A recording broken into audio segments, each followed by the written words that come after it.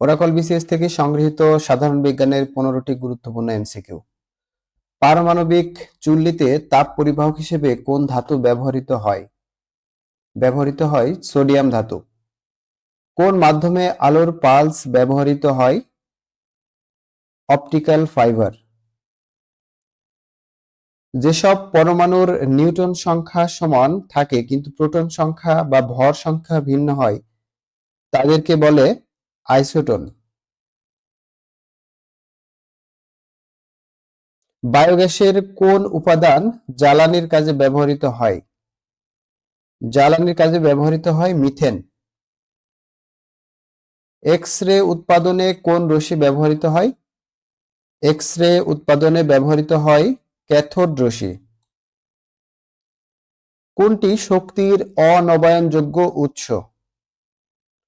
অপশনগুলোর ভিতরে উত্তর হলো গ নম্বর, কয়লা।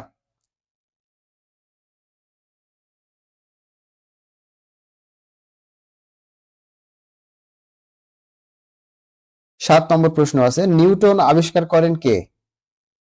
নিউটন আবিষ্কার করেন চ্যাডউইক। কোনটি নবায়নযোগ্য শক্তির উৎস? নবায়নযোগ্য শক্তির উৎস হলো সমুদ্রের ঢেউ। সূর্যে শক্তি উৎপন্ন হয় পরমাণুর ফিউশন পদ্ধতিতে। 10 নম্বর প্রশ্ন আছে, বিদ্যুৎ শক্তিকে শব্দ শক্তিতে রূপান্তরিত করা হয় কোন যন্ত্রের মাধ্যমে? রূপান্তরিত করা হয় লাউড স্পিকারের মাধ্যমে। রঙিন টেলিভিশন হতে ক্ষতিকর কোন রশ্মি বের হয়? রঙিন টেলিভিশন হতে মৃদু রঞ্জন রশ্মি বের হয়। প্রাকৃতিক গ্যাসের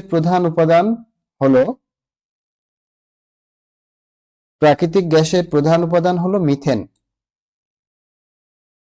13 নম্বর প্রশ্ন আছে, প্রাকৃতিক গ্যাসে কোন শক্তি সঞ্চিত থাকে? রাসায়নিক শক্তি। 14 নম্বর প্রশ্ন আছে, গোয়েন্দা বিভাগে কোন রশ্মি ব্যবহৃত হয়? গোয়েন্দা বিভাগে ব্যবহৃত হয় এক্স রশ্মি। 15 নম্বর প্রশ্ন আছে, অ্যাটম বোমার আবিষ্কারক কে? সঠিক উত্তর হবে অপেনহেইমার। আর নিউক্লিয়ার ফিশন আবিষ্কার করেছে অটো হান। ওপেনহেইমার।